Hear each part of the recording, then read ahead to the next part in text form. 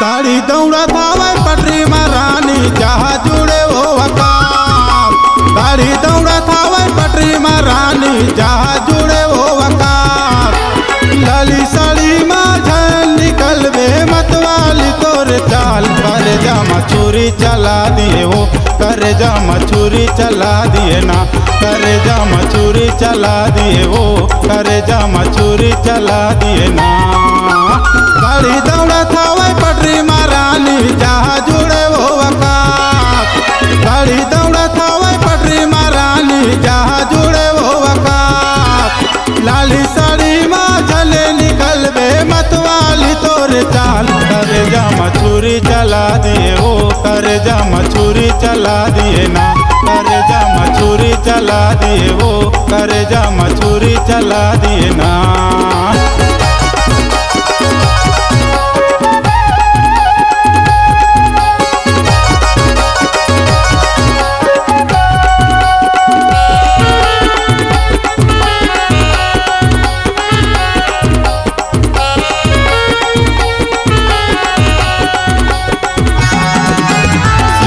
साधा भोला मैं हाँ झंकर बे मोर पर जादू। मोर मती है मताही तरानी करे नहीं सकबे काबू।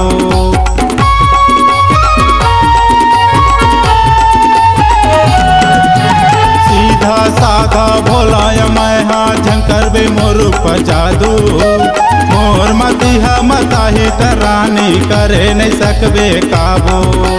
मोर मती है मताही तरानी करे नहीं सकबे काबू। पंखा चलते लाइन में गोरी बिजली करे हो प्रकाश। पंखा चलते लाइन में गोरी बिजली करे हो प्रकाश।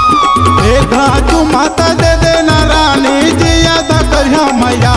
करे जामा छुरी चला दिए वो, करे जामा छुरी चला दिए ना, करे जामा छुरी चला दिए वो, करे जामा छुरी चला दिए ना।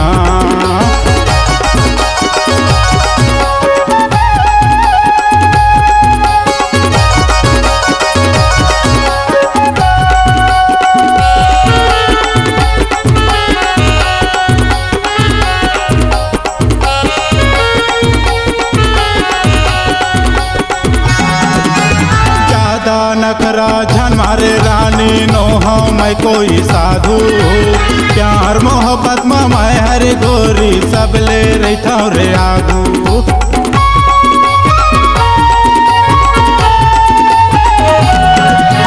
ज्यादा नखरा झन मारे रानी नो हूँ मैं कोई साधु।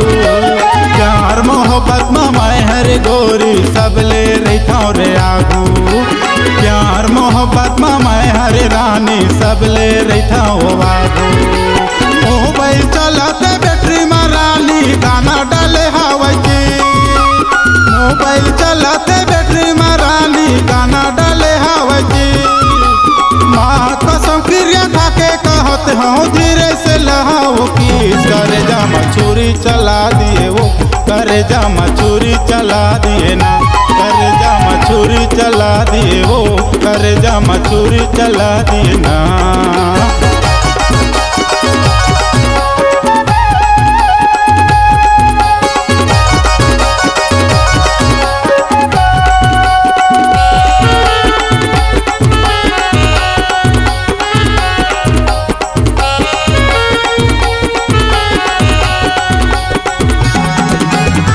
उनका हथावा तोला मैं रानी हृदय में अपन बसाहूँ।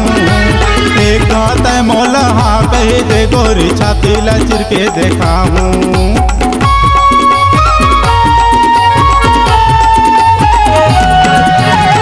उनका हथावा तोला मैं रानी हृदय में अपन बसाहूँ।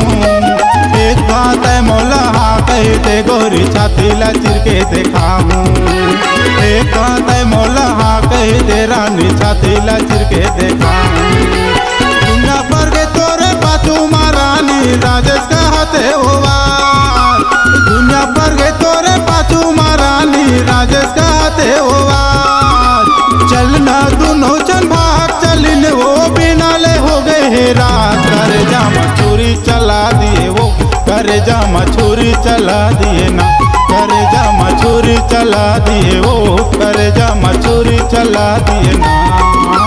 गाड़ी चलाते पटरी में रानी जहाँ जुड़े वो वकार, गाड़ी चलाते पटरी में रानी जहाँ जुड़े वो वकार। लाली साड़ी में झली निकल बे मतवाली तोरे चाल, करेजा में छुरी चला दिए वो, करेजा में छुरी चला दिए ना। करेजा में छुरी चला दिए वो, करेजा में छुरी चला दिए ना। करेजा में छुरी चला दिए वो, करेजा में छुरी चला दिए ना। करेजा में छुरी चला दिए वो, करेजा में छुरी चला दिए ना। अगर आप अपनी आवाज को एक नया आयाम देना चाहते हैं तो चले आइए मल्टी ट्रैक डिजिटल रिकॉर्डिंग के लिए संपर्क करें HK म्यूजिक कंपनी, कोटा डबरी, चांपा, छत्तीसगढ़। मोबाइल नंबर है 9329238487 और 8085380339।